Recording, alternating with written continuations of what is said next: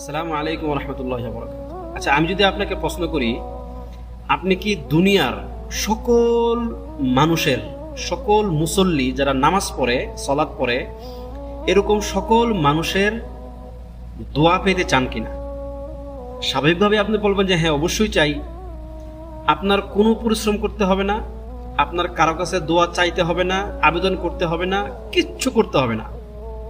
শুধু আপনি একটা কাজ করবেন, আপনি সৎলোক হয়ে যান, আপনি ভালো মানুষ হয়ে যান, আপনি অর্থাৎ ভালো একজন মুসলিম আপনি হন।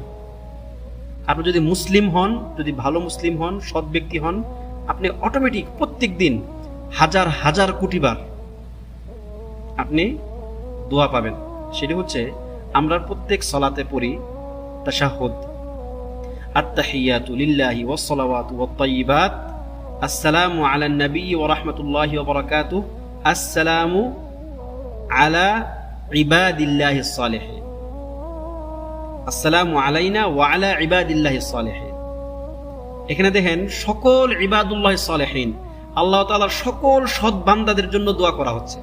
সুতরাং আপনি যদি সৎ হন, মুমিন হন, অটোমেটিক আপনার কোনো প্রকার পরিশ্রম ছাড়াই আপনি কোটি কোটি মানুষের দোয়া পাবেন প্রত্যেক দিন। তবে শর্ত হচ্ছে আপনাকে সৎ হতে হবে।